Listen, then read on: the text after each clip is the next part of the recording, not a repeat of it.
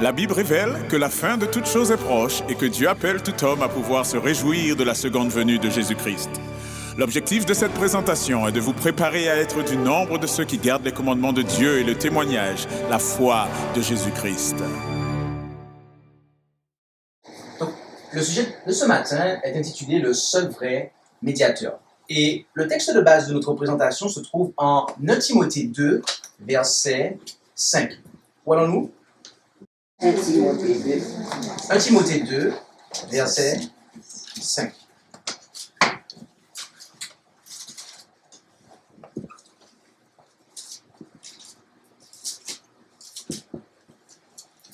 La première épître de Paul à Timothée, chapitre 2, et au verset 5. Et là, il est dit, « Car il y a un seul Dieu et un seul médiateur entre Dieu et les hommes, Jésus-Christ, homme. » L'apôtre Paul est en train ici d'exposer une vérité fondamentale pour notre salut. Et je voudrais poser une question très simple. Combien d'entre vous, ici, ce matin, êtes intéressés par votre salut? Qui est-ce qui est intéressé par le salut? Qui est-ce qui veut être sauvé ici, ce matin? Mes amis, si nous voulons être sauvés, bien comprendre cette vérité que l'apôtre Paul a exprimée ici est nécessaire. Et il nous faut comprendre ce qu'est un médiateur. Et j'aimerais vous proposer la définition que nous donne le dictionnaire Robert, laquelle vient effectivement s'accorder avec le sens du terme grec qui est traduit par médiateur dans ce verset. Il est dit « personne qui s'entremet pour résoudre un conflit, faciliter un accord. » D'accord? Donc, lorsque nous parlons de médiateur, nous parlons de quelqu'un qui intervient lorsqu'il y a un conflit, lorsqu'il y a un désaccord. D'accord? Lorsqu'il y a un désaccord. Mais alors, pourquoi Jésus a-t-il besoin d'être médiateur? Pourquoi avons-nous besoin, en tant qu'hommes, d'un médiateur? Je vous invite à considérer avec moi Ésaïe, le livre du prophète Ésaïe dans l'Ancien Testament. Et là, rendons-nous au chapitre 59 et considérons les deux premiers versets. Ésaïe 59 et considérons là les deux premiers versets. Ésaïe 59, versets 1 et 2. Et là, il est dit, « Voici, la main de l'Éternel n'est pas trop courte pour délivrer, ni son oreille trop pesante pour entendre. Mais ce sont vos iniquités qui ont fait la séparation entre vous et votre Dieu. Et ce sont vos péchés qui lui font cacher sa face pour ne plus vous entendre. » La Bible nous dit, chers amis, que nos iniquités, nos péchés mettent une séparation entre nous et notre Dieu. De ce fait, à cause de nos péchés, à cause de nos transgressions, il y a un désaccord, il y a un conflit qui nous sépare, qui nous maintient, et tant que nos péchés sont maintenus, eh bien, nous sommes éloignés de Dieu. Et j'aimerais que nous puissions souligner un point. J'aimerais que nous puissions souligner un point qui est le suivant. Notez qu'il est dit ici que ce n'est pas nous qui faisons la séparation avec Dieu. Le texte ne dit pas ça. Le texte ne dit pas car c'est vous qui faites la séparation entre vous et votre Dieu. c'est vous qui lui cachez sa face. C'est pas ce que le texte dit. Le texte dit que c'est nos péchés. Ok? Ce sont nos péchés. Et je souligne cela, voyez-vous, car dans le milieu chrétien, dans le christianisme, il y a un enseignement concernant la doctrine du péché qui veut que la nature humaine elle-même est péché. D'accord? Et lorsque nous parlons du péché, il ne s'agit pas simplement de la transgression de la loi, tel qu'il est dit en 1 Jean 3,4, mais que cela va plus loin en fait. Cela va plus loin et que c'est la nature même de l'homme. Mais remarquez, mes amis, qu'il est dit ici que ce sont nos péchés qui mettent une séparation entre nous et notre Dieu. Et lorsque nous nous attachons à ces péchés, lorsque nous péchons, de ce fait, il y a cette séparation. Et c'est la raison pour laquelle nous avons besoin d'un médiateur. C'est la raison pour laquelle nous avons besoin d'un médiateur. Et lorsque Dieu a appelé son peuple à sortir d'Égypte, il a voulu que ce dernier, annonce l'Évangile. Mais avant cela, il a voulu que ce dernier connaisse l'Évangile. Et Dieu leur a demandé de faire quelque chose de bien précis. Rendez-vous avec moi en Exode 25, versets 8 et 9. Voyons-nous? Exode 25. Exode 25, versets 8 et 9. C'est exact.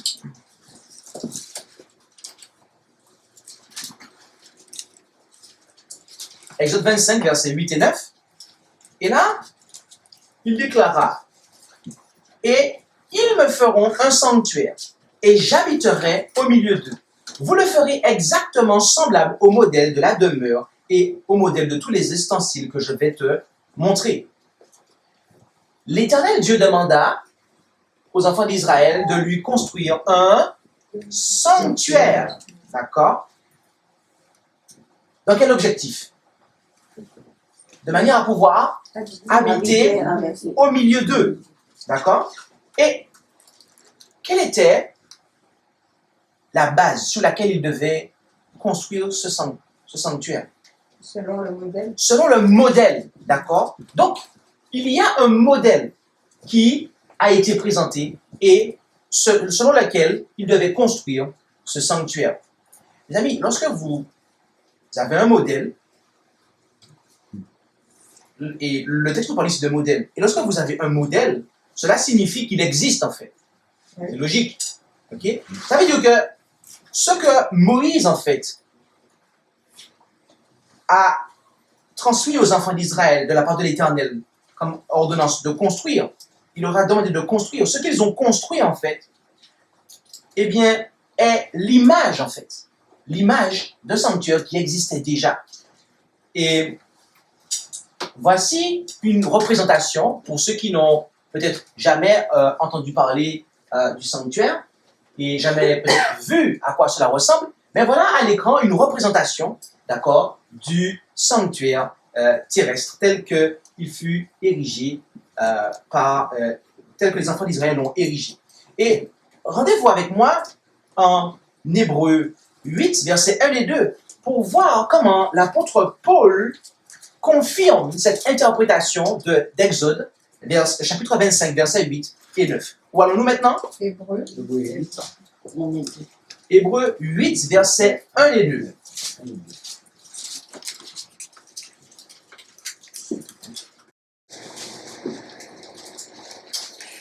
Hébreux 8, versets 1 et 2, et là il est dit, « Or, le point capital de ce que nous avons dit, c'est que nous avons un tel souverain sacrificateur qui est assis à la droite du trône de la majesté dans les cieux, et qui est ministre du sanctuaire et du véritable tabernacle que le Seigneur a dressé, et non l'homme. » D'accord?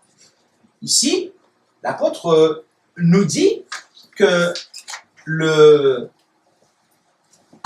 Seigneur, en fait, il est au ciel en tant que souverain sacrificateur. Et il est ministre du sanctuaire. du véritable tabernacle. D'accord?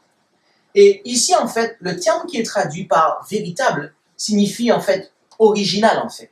Okay? Lorsque vous étudiez ce terme, qui est alétinos, vous voyez qu'il s'agit d'original, en fait. D'accord? Celui à partir duquel émane la copie. Ok? Donc, l'apôtre Paul, qui a écrit cela après la mort et la résurrection et l'ascension de Jésus, a reconnu et enseigné aux premiers chrétiens que Jésus-Christ était souverain sacrificateur dans un sanctuaire qui était localisé dans le ciel. Ok? Et il est intéressant de noter que dans ce sanctuaire terrestre, il y avait effectivement des prêtres, d'accord?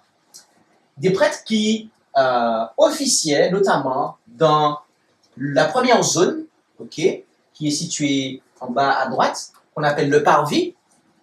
Et une fois qu'ils avaient officié dans cette zone, ils se rendaient aussi sous la tente, dans le premier appartement appelé le lieu saint.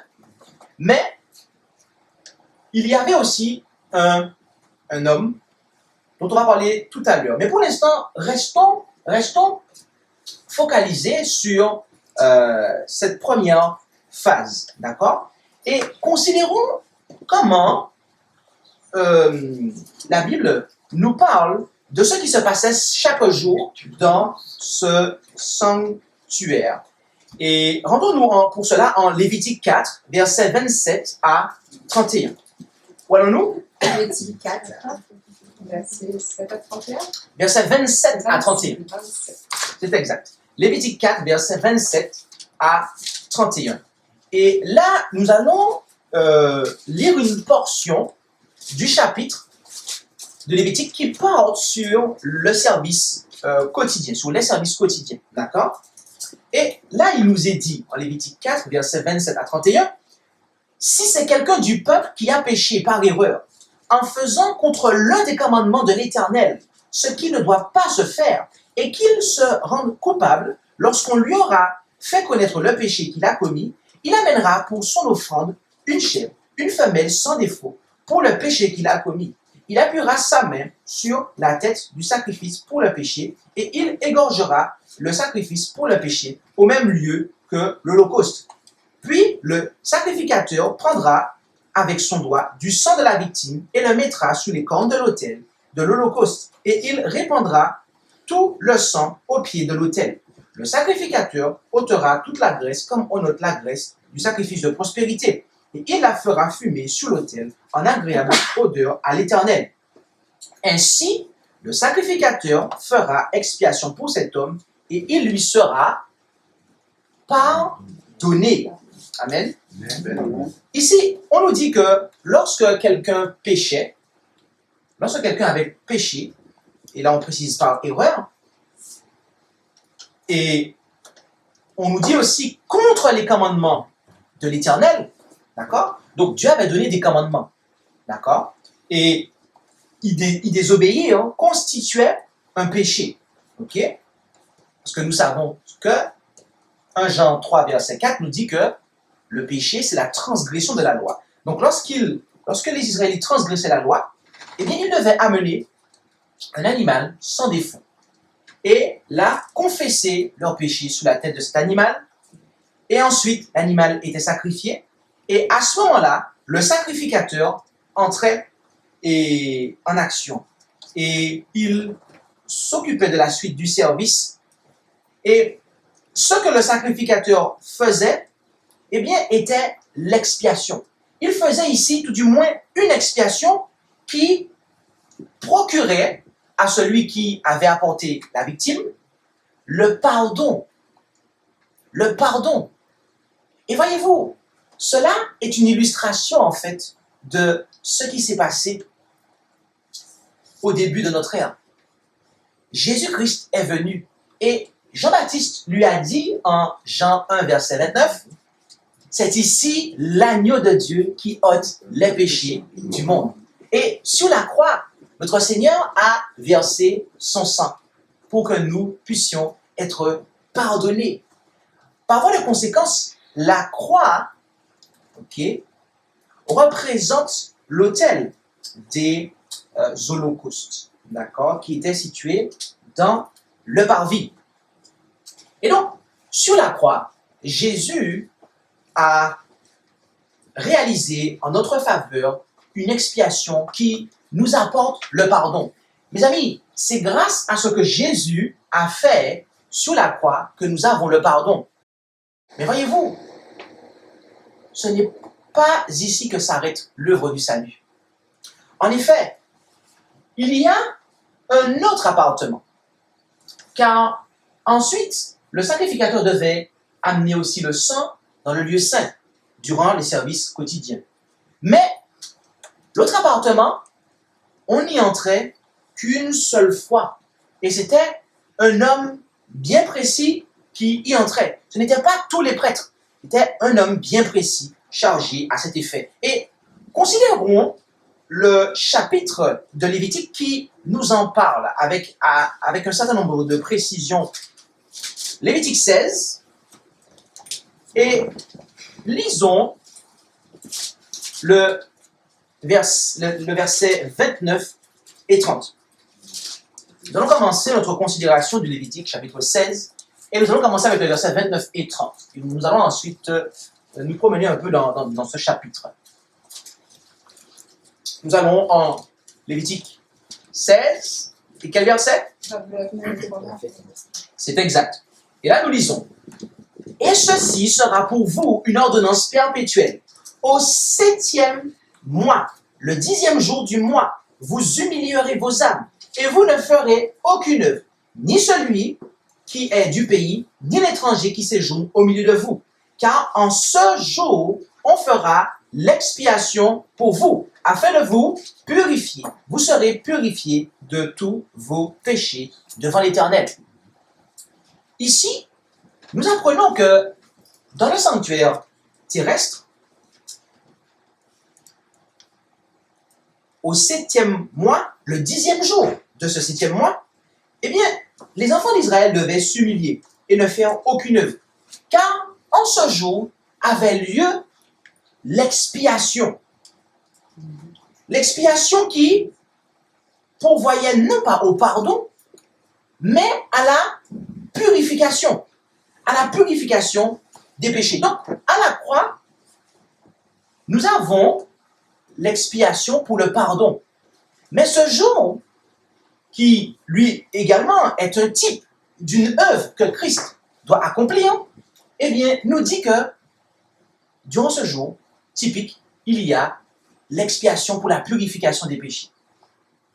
Par voie de conséquent, il y a un moment, en fait, un moment de l'histoire où Christ doit entrer dans le lieu très saint, puisque c'est en ce jour-là que le souverain sacrificateur entrait dans cet appartement pour accomplir, dans le lieu très saint du sanctuaire céleste, l'expiation finale, l'expiation qui apporte la purification des péchés. Car voyez-vous, mes amis, Dieu ne veut pas simplement nous pardonner nos péchés. Dans le christianisme aujourd'hui, on prêche le pardon des péchés. Cela est bien, mais cela est la moitié de l'évangile. Prêcher uniquement le pardon des péchés, c'est prêcher la moitié de l'évangile. Car la Bible nous dit que Dieu désire non seulement nous pardonner de nos péchés, mais également nous purifier. Nous purifier.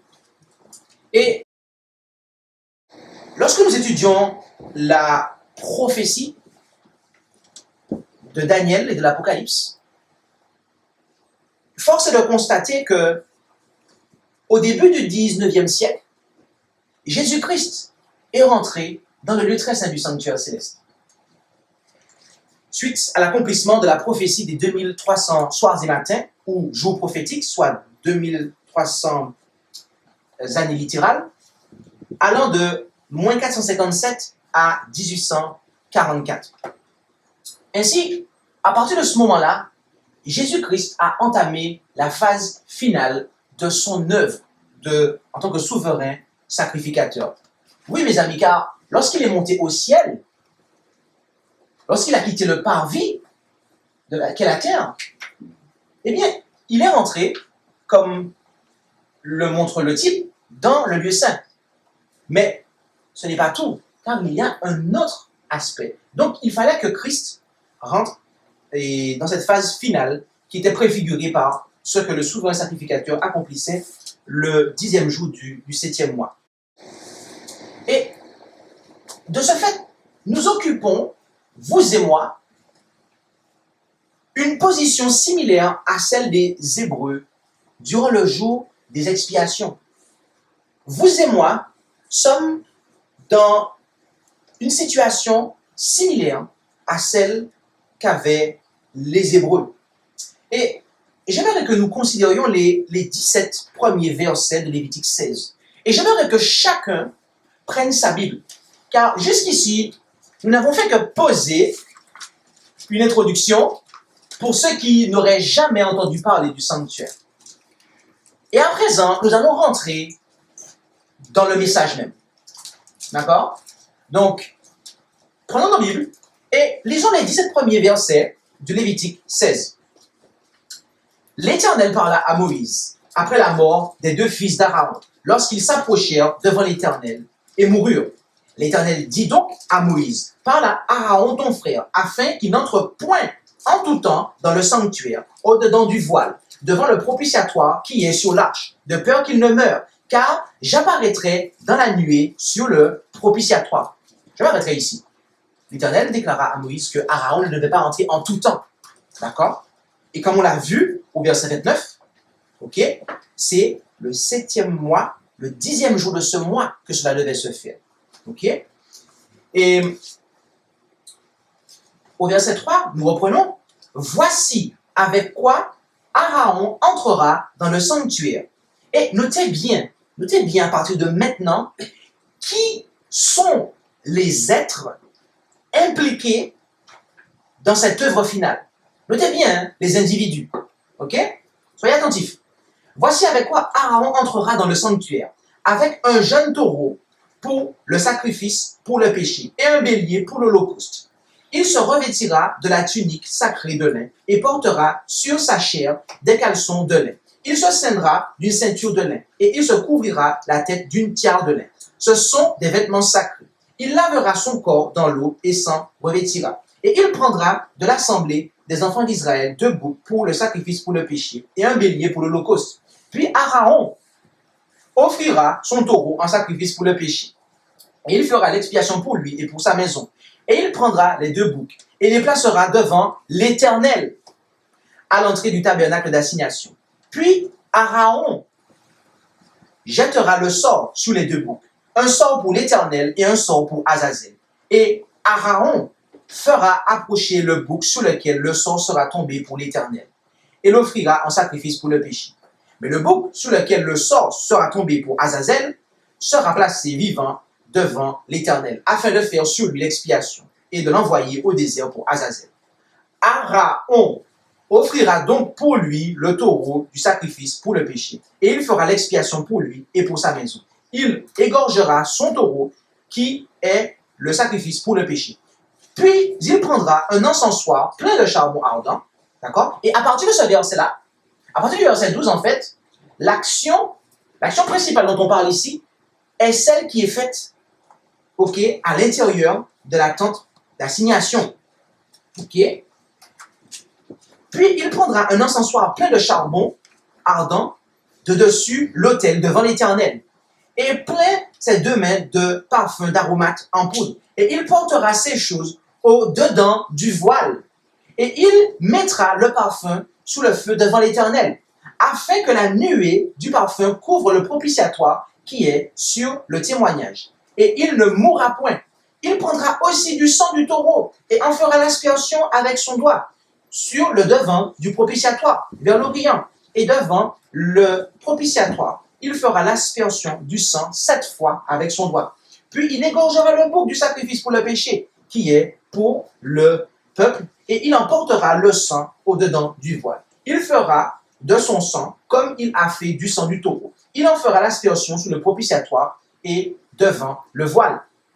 Et il fera l'expiation pour le sanctuaire, à cause des souillures des enfants d'Israël et de leur rébellion en tous leurs péchés. Il fera de même pour le tabernacle d'assignation qui demeure avec eux au milieu de leurs souillures. D'accord? Je vais arrêter ici, pour l'instant. Notez que jusqu'ici, il nous est parlé d'Aaron, en fait. Aaron, qui était le souverain sacrificateur à ce moment-là, c'est lui qui devait œuvrer en ce jour-là, en fait. D'accord? C'est Aaron, c'est le souverain sacrificateur qui œuvrait en ce jour-là. Le texte ne nous parle pas d'autres individus impliqués dans cette œuvre. Et le verset 17 va venir apporter une lumière. Il va venir confirmer, en fait, l'observation que nous venons de faire. En effet, il est dit, « Et personne ne sera dans le tabernacle d'assignation quand il entrera pour faire l'expiation dans le sanctuaire, jusqu'à ce qu'il en sorte. Et il fera l'expiation pour lui et pour sa maison et pour toute l'assemblée d'Israël. » Mes amis, il y a deux êtres qui sont impliqués, deux individus, devrais-je dire, qui étaient impliqués à ce moment-là et qui étaient présents à ce moment-là dans le sanctuaire. Il y avait l'Éternel et il y avait Aaron. Aaron était le seul à œuvrer en ce jour-là. Et dans le tabernacle, dans la tente d'assignation, très précisément, Aaron était le seul homme. Il était le seul homme. Je répète, dans la tente d'assignation que vous voyez affichée à l'écran, Aaron était le seul homme. Remarquez comment le texte nous présente la chose. En Lévitique 16, verset 17, est tel qu'affiché à l'écran, et personne, d'accord, ne sera dans le tabernacle d'assignation quand il entrera pour faire l'expiation dans le sanctuaire. Le mot qui est traduit ici par personne vient de l'hébreu Adam. Et c'est ce mot, en fait, qui est présent en Genèse lorsqu'on nous introduit le premier être à avoir été créé. On l'appelle Adam, d'accord? Et bien ici, on nous dit que Aaron était le seul Adam. Il était le seul Adam, en fait, le seul homme à être présent dans le tabernacle d'assignation quand il entrerait pour faire l'expiation. Et voilà pourquoi, mes amis, l'apôtre Paul dit que c'est Jésus-Christ, homme, qui est notre médiateur. L'apôtre Paul nous a dit que Jésus est notre souverain sacrificateur. Et il nous a précisé que il est notre souverain sacrificateur, et en 1 Timothée 2,5, qu'il est notre médiateur, notre seul médiateur, en tant que Jésus-Christ homme. En tant que Jésus-Christ homme. Comprendre cela est important. Et l'apôtre Paul a eu l'occasion d'exposer cela, notamment aux croyants hébreux, en Hébreux 2, versets 14 et 16.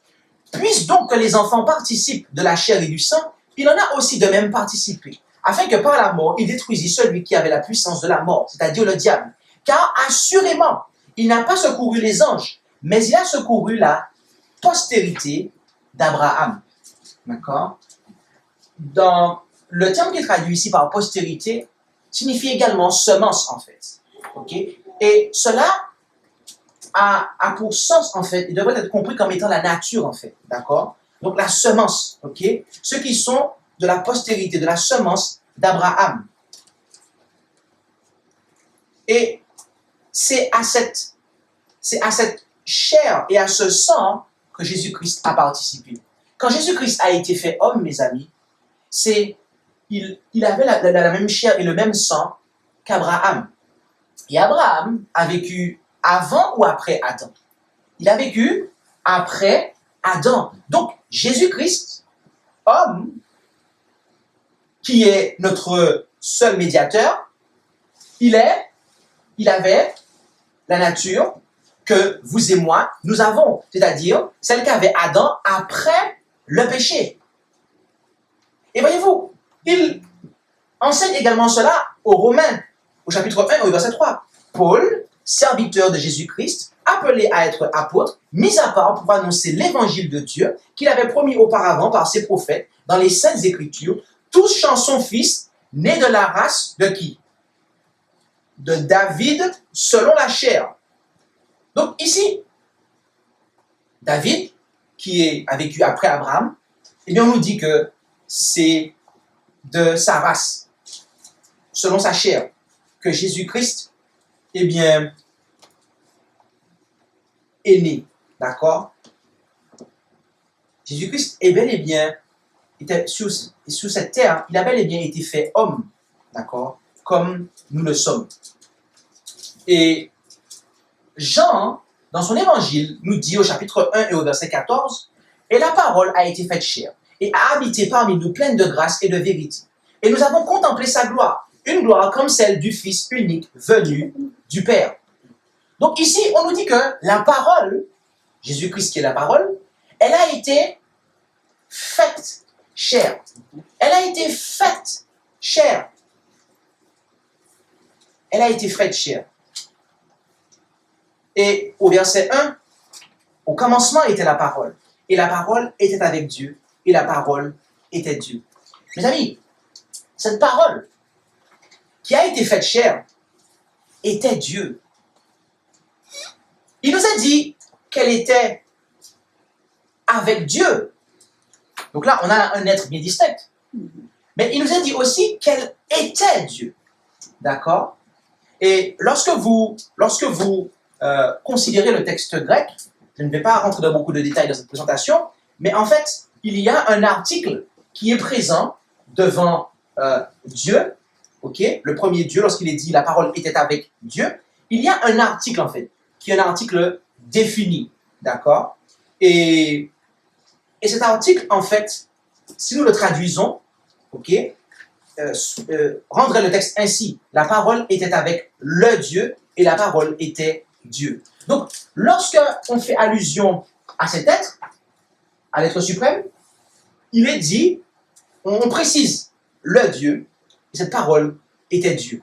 D'accord? Donc, de la même nature que l'être suprême en fait. Et voilà ce médiateur que nous avons. Il est homme comme nous-mêmes, nous sommes hommes. Donc, cela n'est pas désavantageux pour nous. Vous voyez? Cela ne représente pas un désavantage pour nous. Car celui qui est médiateur, celui qui se tient entre Dieu et nous pour nous réconcilier avec Dieu, pour ôter nos péchés, eh bien, il est homme, mes amis. Et ça, c'est très important. Car il y a dans le christianisme, eh bien, un enseignement qui est majoritairement accepté par les églises, qui veut que, en fait, Jésus-Christ ne serait pas réellement homme, en fait. Qu'il aurait pris sur lui la semence, la nature d'Abraham avant le péché. Mes amis, ce n'est pas ce que l'apôtre Paul dit. C'est Jésus-Christ, homme, qui est notre médiateur. Maintenant, revenons, après avoir clarifié ça, revenons un peu au niveau du sanctuaire. Lorsque le souverain sacrificateur entrait dans le lieu très saint du sanctuaire terrestre, lequel représentait le lieu où notre souverain sacrificateur plaide actuellement et présente, eh bien, son sacrifice expiatoire. Eh bien, dans ce lieu très saint du sanctuaire céleste, alors que le souverain sacrificateur était en train d'y œuvrer, aucune œuvre aucun sacrifice propitiatoire ne devait être offert à l'extérieur. Vous avez suivi ça? Je vais le reprendre, mes amis. Car c'est un point très important. Lorsque Aaron était en train d'œuvrer dans le lieu très saint, il n'y avait pas de sacrifice qui était offert à l'extérieur. Pourquoi? Parce que Aaron était le seul à œuvrer en ce jour-là, en fait. Donc, il ne pouvait pas y avoir de sacrifice qui était offert à l'extérieur, en fait, sous le parvis. Qu'est-ce que cela nous apprend, en fait? C'est que dans la mort de Jésus, qui est l'agneau immolé pour les péchés du monde, le type a rencontré l'antitype. Notre grand souverain sacrificateur a réalisé le seul sacrifice qui a une valeur pour notre salut. Et quand il s'est offert sur la croix, une expiation parfaite a été réalisée pour les péchés du peuple. Et aujourd'hui, il réalise l'expiation finale, d'accord? De manière à ce que nous puissions être réconciliés. Il a pourvu à travers son expiation, qui en elle-même est parfaite, eh bien, à la provision pour notre réconciliation. Mais aujourd'hui, nous vivons durant le jour antitypique des expiations. Ça veut dire qu'il y a une expiation qui a lieu. Le terme lui-même implique qu'il y a une expiation. Et cette expiation, comme nous l'avons vu, ce n'est pas pour le pardon des péchés, mais pour la purification. Et aujourd'hui, nous sommes, symboliquement parlant, dans le parvis, en fait, dans la cour extérieure,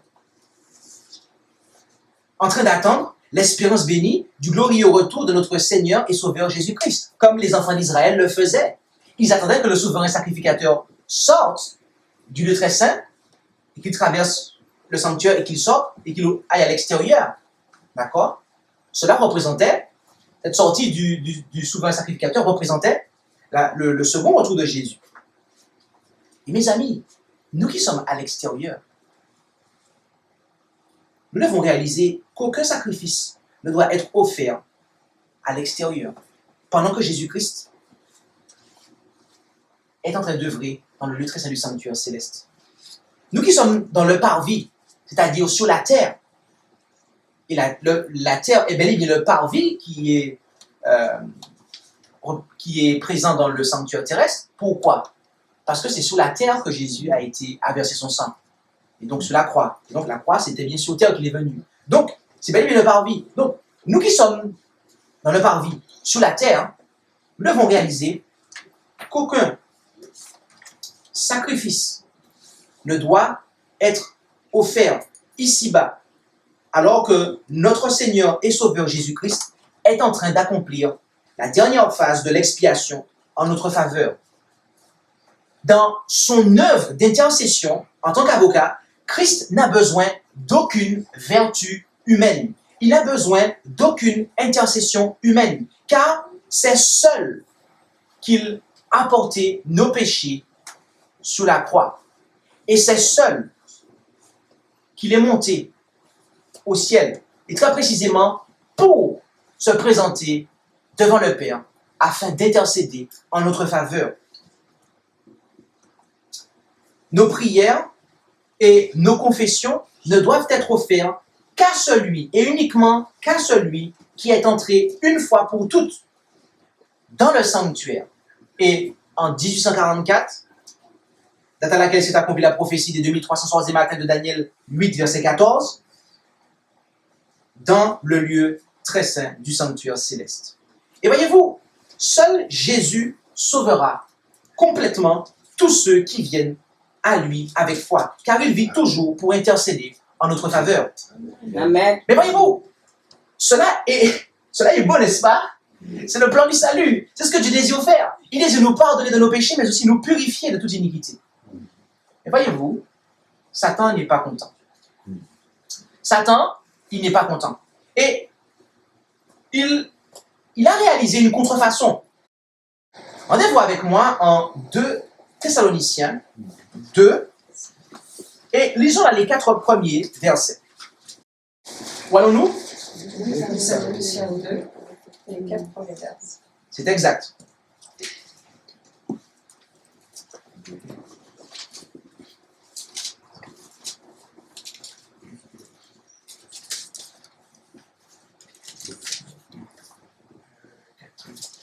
Deux Thessaloniciens 2, les 4 premiers versets. Et là, il est dit, et je vous inviterai à bien prêter attention. Et j'aimerais que tout le monde ait sous les yeux le texte. Je vais attendre que tout le monde ait ouvert ce passage.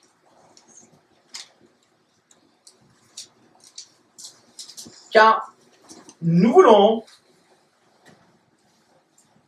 considérer cet avertissement de l'apôtre Paul. 2 Thessaloniciens 2, versets 1 à 4.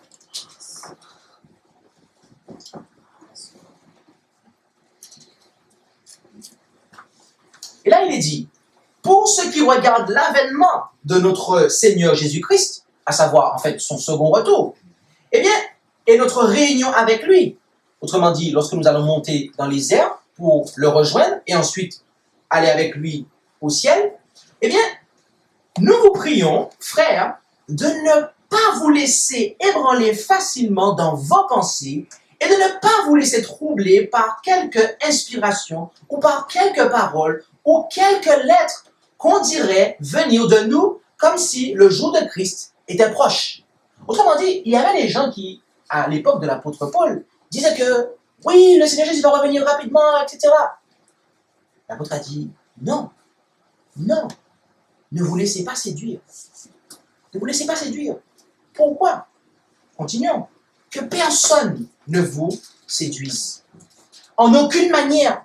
Car il faut que la révolte soit arrivée auparavant et qu'on ait vu paraître quoi? L'homme de péché, le fils de la perdition.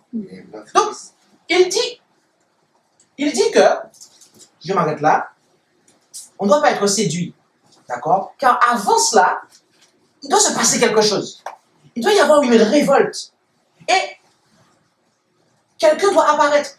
Quelqu'un que l'apôtre Paul qualifie d'homme de péché, de fils de la perdition. D'accord? Et il continue en disant, l'ami, L'adversaire. le copain, non, il dit que c'est l'adversaire. Et et maintenant il va donner des caractéristiques. Et vous allez comprendre pourquoi nous avons considéré ce passage, mes amis. L'adversaire est celui qui s'élève au-dessus de tout ce qu'on appelle Dieu ou qu'on adore, jusqu'à s'asseoir comme Dieu dans le temple de Dieu, se proclamant lui-même Dieu. Mes amis, rappelez-vous d'une chose, c'est que d'après Lévitique, qui est en fait l'image, le plan de ce que Jésus doit faire en réalité pour nous sauver, eh bien, le souverain sacrificateur, lorsqu'il était dans la tente d'assignation, dans le temple en fait, on peut aussi l'appeler temple, parce que après la tente ou le sanctuaire a été qualifié de temple, lorsqu'il était en fait dans le sanctuaire, dans la tente d'assignation très précisément, il ne devait y avoir aucun autre homme avec lui dans le temple. Vous avez suivi ça? Il ne devait y avoir aucun autre homme avec lui dans le temple. Et pourquoi cela? Parce que c'est à ce moment-là, mes amis, de manière très précise, durant le 10e jour du 7e mois, que le souverain sacrificateur faisait l'expiation finale. Et là, il était dans la phase finale de son œuvre de médiation, d'intercession. Et la Bible me dit que aucun homme ne devait être présent ce jour-là dans la tente d'assignation. Et c'est intéressant, car l'apôtre dit qu'avant que Jésus ne vienne, avant que Jésus ne revienne, donc qu'il ne quitte ce lieu où est-ce qu'il est depuis 1844, où il opère la phase finale de son œuvre, eh bien, il y a un homme qui va s'asseoir dans le temple. D'accord? il va s'asseoir comme Dieu dans le temps. Rappelez-vous que la parole était avec Dieu, et la parole était Dieu, et que cette parole a été faite chair. Jésus-Christ étant de nature divine, mais ayant été fait homme, est le seul qui peut véritablement être notre intercesseur. Mais ici, on nous dit qu'un homme qui n'est pas Dieu s'assoit dans le temple. Autrement dit, si vous suivez jusqu'ici, l'apôtre est en train de nous dire qu'avant que Jésus ne revienne, il y a un homme qui n'est pas Dieu, qui va en fait contrecarrer l'œuvre que Jésus est en train de faire. D'accord? Et quelle œuvre que Jésus est en train de faire? C'est l'expiation. L'expiation. Il fait l'œuvre de l'expiation pour nous. L'expiation consiste en deux phases. Le pardon, premièrement, ainsi que la purification de nos péchés. Mes amis, quel homme, n'ayant rien de divin, prétend pouvoir œuvrer dans le temple de Dieu pour notre pardon? Ou devrais-je dire, qui sont ces hommes? Oui. Parce que il est intéressant de noter que sur toute la surface de la Terre, lorsque vous étudiez l'histoire, et très précisément l'histoire religieuse, et là encore, religieuse chrétienne, en fait, dans toute l'histoire, nous réalisons qu'il n'y a qu'une seule religion qui prétend avoir le pouvoir de pardonner les péchés. Et j'aimerais que nous lisions le pardon, quelques lignes concernant le pardon des péchés selon et dans l'Église catholique romaine. Et sur le site du Vatican, vous pouvez considérer les lignes suivantes. Et j'ai mis la source en bas. Et là, il est dit que sur le point 1486, le pardon des péchés commis après le baptême est accordé par un sacrement propre appelé sacrement de la conversion, de la confession, de la pénitence ou de la réconciliation. D'accord? Et au point 1491, quelques points plus bas, le sacrement de la pénitence est constitué par l'ensemble des trois actes posés par le pénitent et par l'absolution du prêtre. Les actes du pénitent sont le repentir, la confession ou manifestation des péchés au prêtre et le propos d'accomplir la réparation et les œuvres de réparation. Il est intéressant de voir que l'œuvre accomplie par la curie romaine, avec le pape à sa tête, eh bien, s'inscrit véritablement dans ce que l'apôtre Paul était en train de dire. Ce sur quoi l'apôtre Paul était en train de nous mettre en garde. D'accord? Et je tiens à préciser un point. Voyez-vous, j'ai, pour ma part, grandi dans un foyer catholique. D'accord? Et mes parents m'ont élevé, ma mère très précisément, et je vous souhaite véritablement de rencontrer ma mère un jour. C'est quelqu'un de très gentil, véritablement. C'est quelqu'un de très gentil. Et donc, et de ce fait, je crois véritablement qu'il y a de très bonnes personnes dans l'Église catholique romaine. Et j'en ai beaucoup rencontré dans ma vie. Et je crois qu'il y a beaucoup d'enfants de Dieu, d'accord, dans cette Église. Mais ici, mon propos, bien évidemment, n'est pas de fustiger des quelconques individus, d'accord. Je ne suis pas ici pour blâmer, bien entendu, des personnes qui seraient de profession catholique. Mais simplement ici, nous voulons mettre en lumière un système religieux d'adoration, ok, qui malheureusement, ou tout du moins qui tout simplement, devrais-je dire, ne s'harmonise pas avec l'œuvre que Jésus est en train de faire, œuvre qui avait été annoncée dans le plan, dans le modèle, ou devrais-je dire, dans l'image, dans l'ombre qui était le sanctuaire terrestre. D'accord? Et cela est intéressant car lorsque vous considérez un peu le fonctionnement de l'Église catholique, D'accord? Pour ma part, je sais de quoi je parle parce que j'ai fait le catéchisme. OK? Et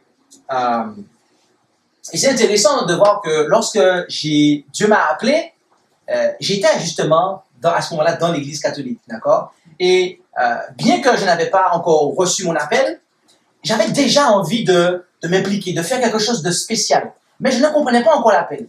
Et il m'avait traversé l'esprit de devenir prêtre catholique quand même. J'avais quand même eu cette pensée-là. Et lorsque j'ai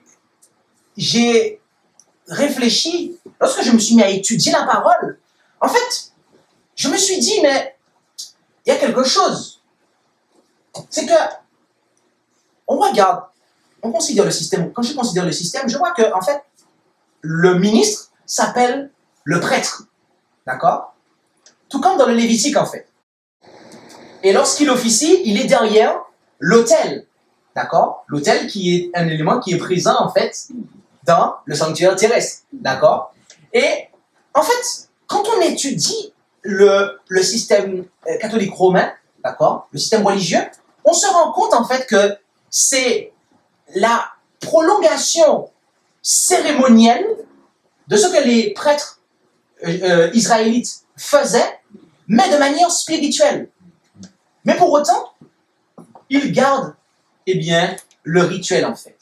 Et c'est intéressant de voir que lorsque le prêtre, il fait la messe, eh bien, on prétend qu'il a le pouvoir, en fait, de faire descendre Jésus du ciel et de le mettre dans l'hostie, d'accord, pour l'Eucharistie, d'accord. Donc, il a ce pouvoir, en fait, de se rendre, en fait, dans le temple, ok, et d'agir. Mais mes amis, il y a avec cela un problème. C'est que il y a cette façon de voir les choses ne s'harmonise pas avec l'Écriture. Elle ne s'harmonise pas avec l'Écriture.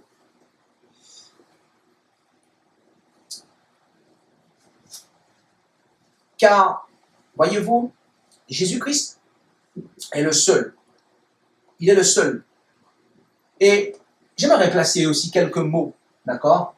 Car dans les églises protestantes aussi, il y a, eh bien, des églises aux pasteurs béquilles. Vous connaissez pas ça? Les pasteurs béquilles? Non. Oui. Mais oui, ce sont des églises dans lesquelles, eh bien, au fil des années, le pasteur devient de plus en plus important pour le croyant. Et oui, ce sont des églises qui, au fil des années, eh bien, le croyant est toujours plus dépendant du pasteur et de moins en moins dépendant de Jésus. D'accord? Mais qu'est-ce que Jean avait dit lorsque le ministère de Jésus avait commencé? Qu'est-ce que Jean a dit? Il a dit, il faut qu'il croisse et que je diminue, en Jean 3, verset 30. C'est ce que Jean a dit en Jean 3, verset 30. Il faut qu'il croisse et que je diminue. Mes amis, tel devrait être le mot d'ordre d'un ministre de Dieu. C'est que, en tant que serviteur de Dieu pour les hommes, lorsqu'on amène des hommes à Dieu, eh bien, plus ils avancent, plus nous, on doit diminuer pour les rapprocher de Dieu. Et c'est ce que l'apôtre Paul a dit, en fait, en Colossiens 1, verset 28. Colossiens 1, verset 28. Où allons-nous là? Colossiens 1, 28. C'est exact. Et là, nous lisons, en parlant de Jésus, c'est lui que nous annonçons, exhortant tout homme et enseignant tout homme en toute sagesse, afin de rendre tout homme parfait en Jésus-Christ. Donc, l'objectif, c'est de rendre tout homme parfait en Jésus-Christ. Et lorsque vous rendez, mes amis, un homme parfait en Jésus-Christ, eh bien, c'est qu'il est capable de se tenir seul en Jésus-Christ. Il n'a pas besoin de notre homme lorsqu'il est en Jésus-Christ. Et mes amis, c'est ce dont nous avons besoin. Voilà l'évangile dont nous avons besoin. Et voilà le genre de serviteur de Dieu dont nous avons besoin. Nous n'avons pas besoin d'hommes qui s'assoient dans le temple pour, soi-disant, faire l'œuvre que seul Jésus peut et doit faire pour nous sauver. Amen. Nous n'avons pas besoin non plus d'hommes béquilles sur lesquels, au fil des années, on va s'appuyer. Alors qu'on devrait, au fil des années, de plus en plus s'appuyer sur Jésus.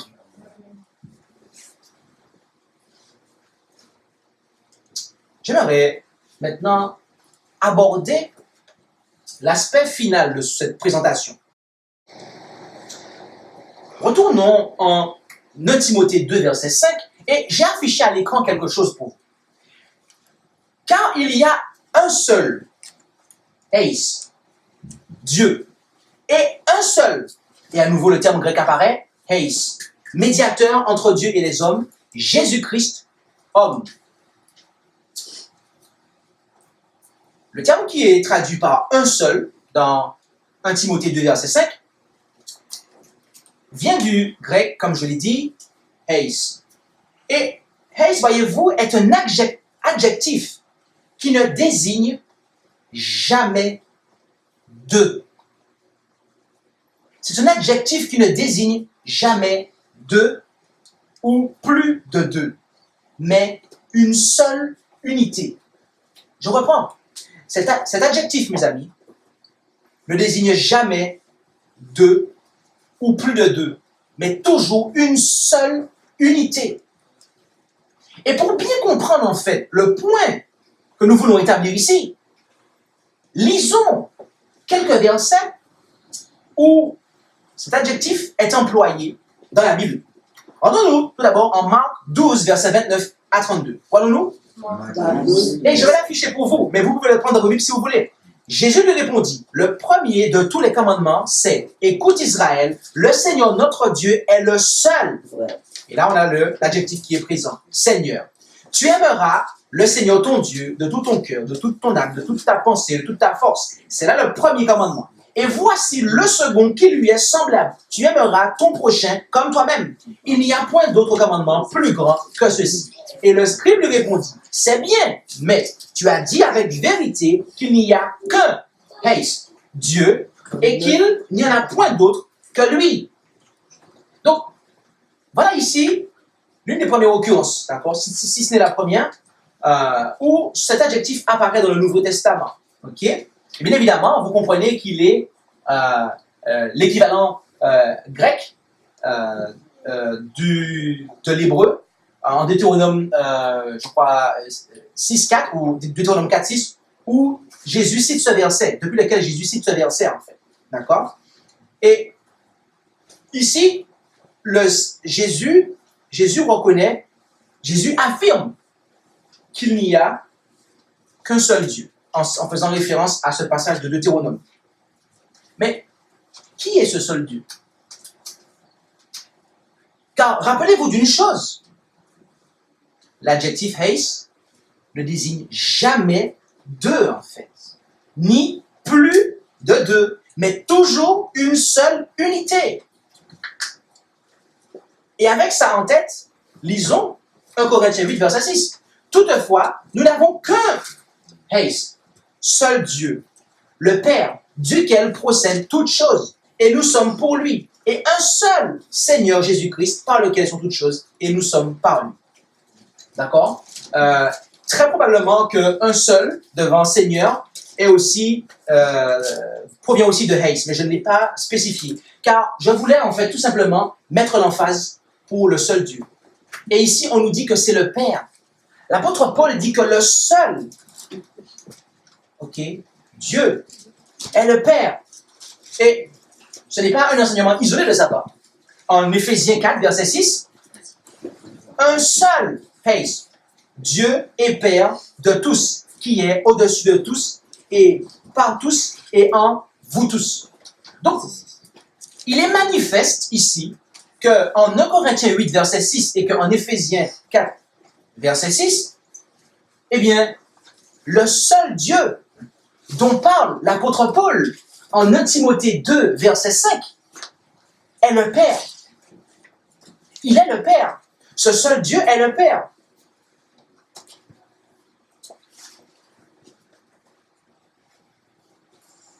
La raison pour laquelle j'ai souligné cela, c'est parce que, rappelez-vous que l'apôtre Paul dit qu'il n'y a qu'un seul Dieu et qu'un seul médiateur entre Dieu et les hommes. Mes amis, c'est parce qu'il n'y a qu'un seul Dieu qu'il n'y a qu'un seul médiateur. La singularité, ce que je vais vous dire par là, et ce que nous devons comprendre ici, c'est que la singularité du médiateur est justifiée par la singularité de Dieu, en fait. Par voie de conséquent, si vous multipliez la divinité, logiquement parlant, vous devez aussi multiplier les médiateurs.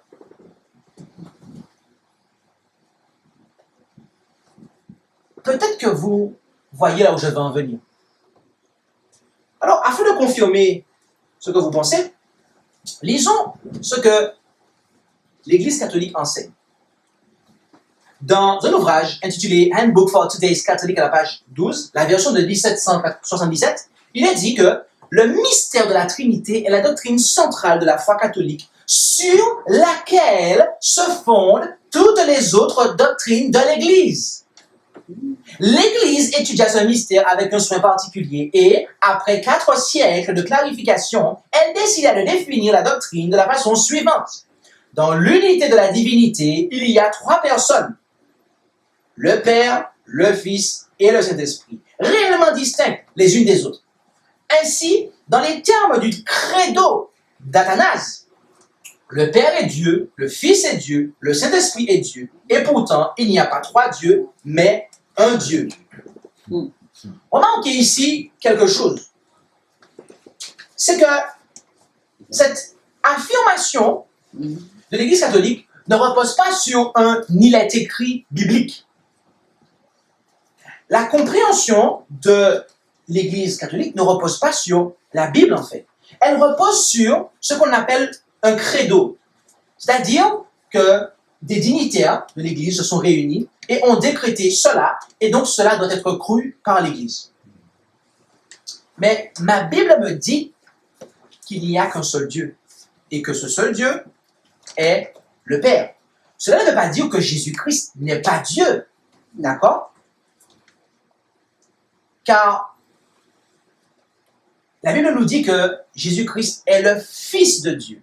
Et lorsque Jésus disait aux Juifs qu'il était le Fils de Dieu, les Juifs comprenaient qu'il se faisait égal à Dieu.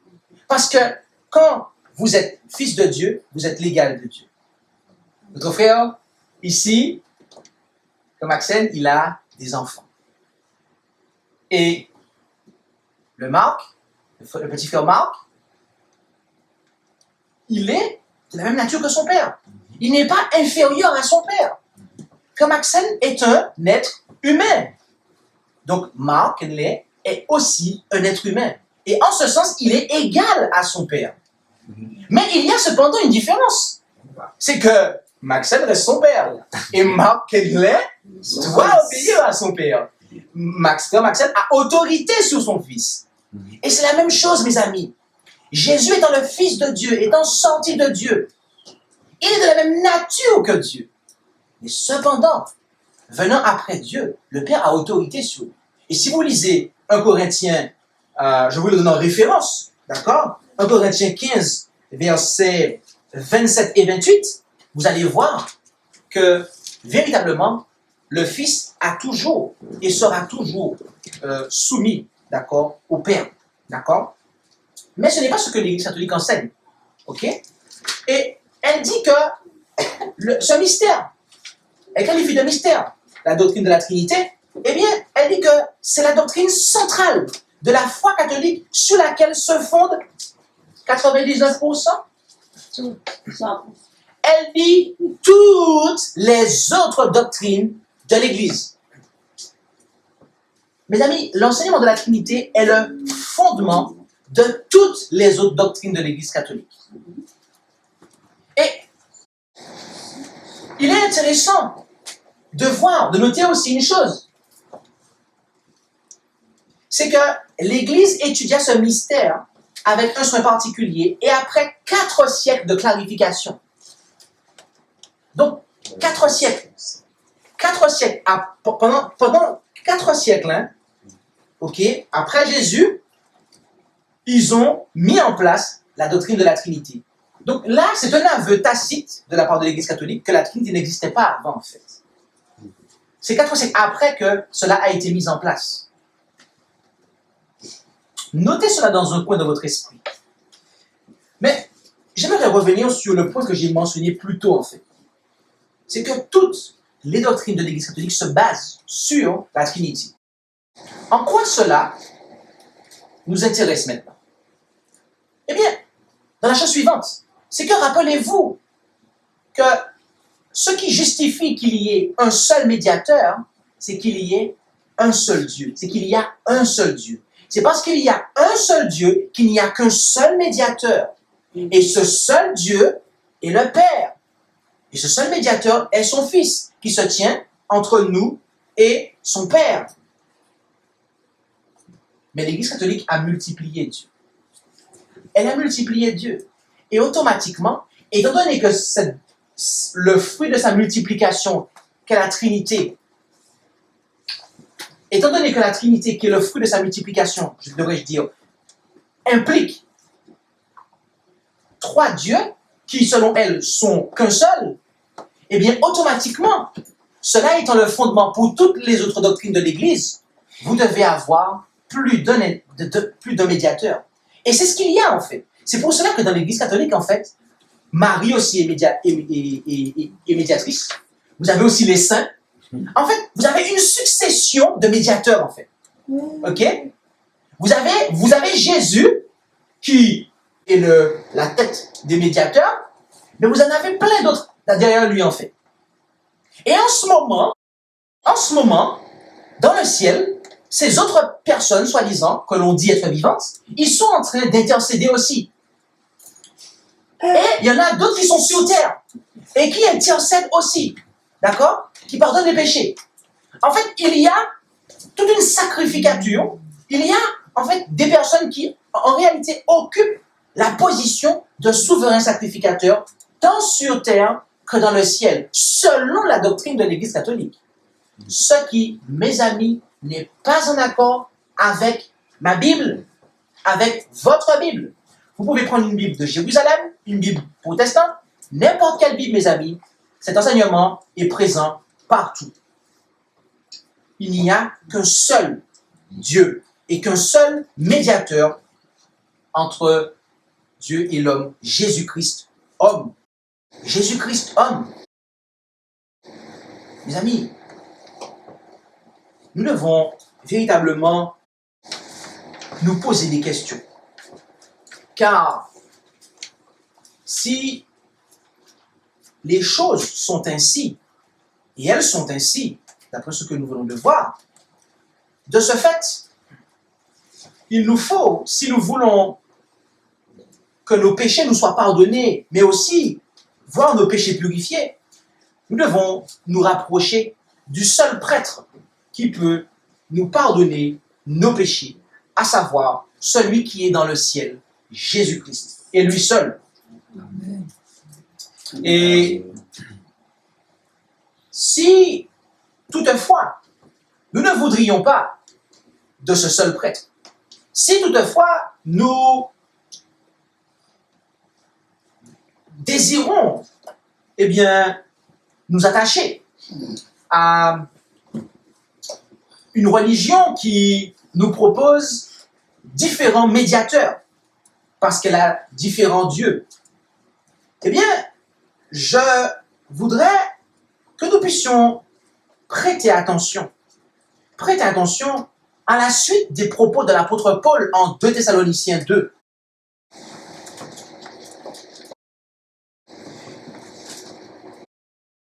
Et reprenons à partir du verset 5. Ne vous souvenez-vous pas que je vous disais ces choses lorsque j'étais encore avec vous?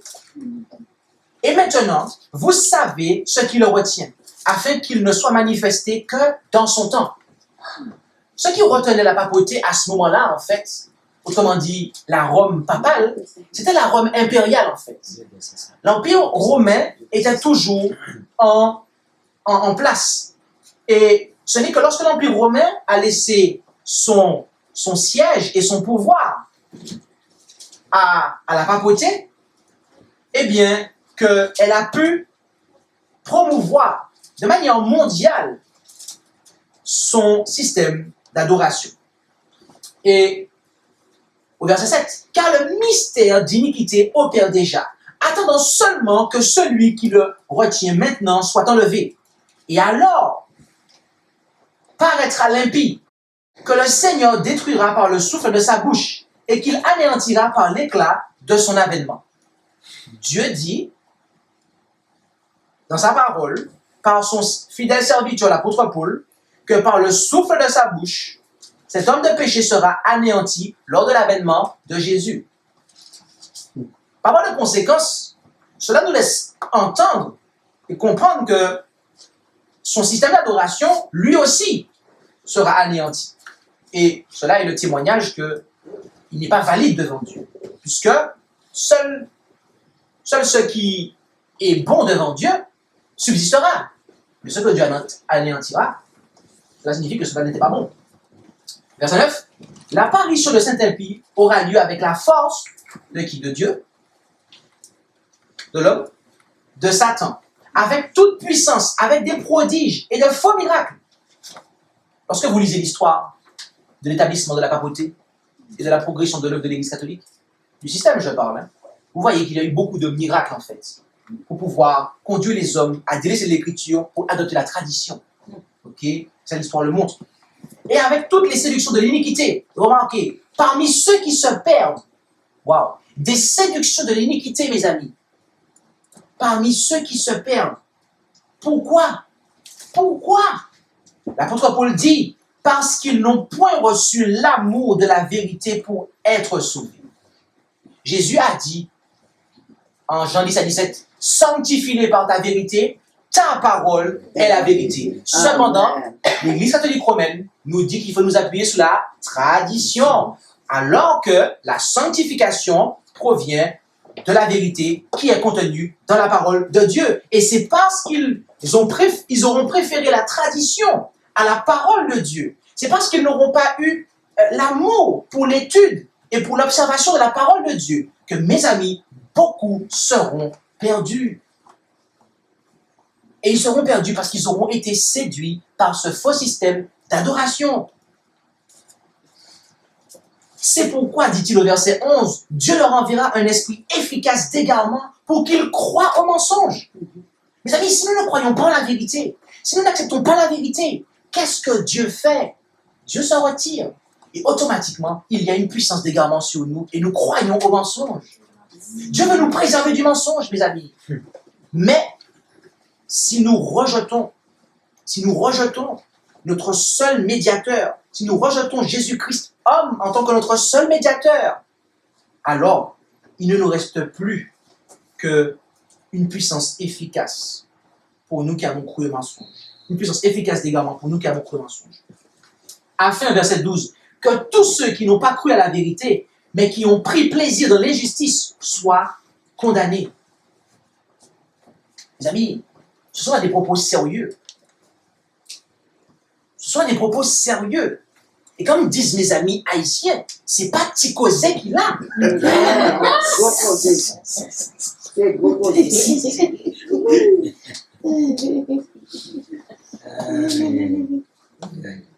Ce n'est pas une petite affaire, mes amis.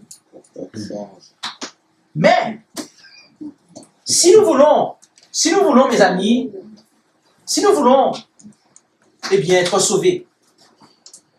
Et au début de cette présentation, qui, je vous le stipule maintenant, touche à sa fin, vous m'avez dit que vous voulez être sauvés, que vous êtes intéressés par votre salut, n'est-ce pas? Amen. Eh bien, prêtez attention au verset 13 et à la suite. Mais pour nous, frères bien-aimés, le Seigneur, je reprends, mais pour nous, frères bien-aimés, du Seigneur, nous devons rendre de continuelles actions de grâce à Dieu à cause de vous, de ce qu'il vous a choisi dès le commencement pour le salut, dans la sanctification de l'esprit et dans la foi en quoi? En la tradition? Non, dans la foi en la vérité. La foi dans la vérité. Sanctifié par ta vérité, ta parole est la vérité. Ok, verset 14. Et il vous a appelé à cela par notre évangile. Remarquez, hein? L'évangile qui a été donné au premier siècle. Pas l'évangile qui a été donné durant les 4 siècles qui ont suivi. Donc, il vous a appelé à cela par notre évangile, pour que vous possédiez la gloire de notre Seigneur Jésus-Christ. C'est pourquoi, dit-il, frères, demeurez fermes et retenez quoi? Les traditions de l'Église de Rome? Non. Les enseignements que nous vous avons donnés, soit de vive voix, soit par notre lettre. Or que le Seigneur Jésus-Christ lui-même est Dieu notre Père, qui nous a aimés et qui nous a donné dans sa grâce une consolation éternelle et une bonne espérance, console vos cœurs et vous affermisse en toute bonne doctrine et en toute bonne œuvre.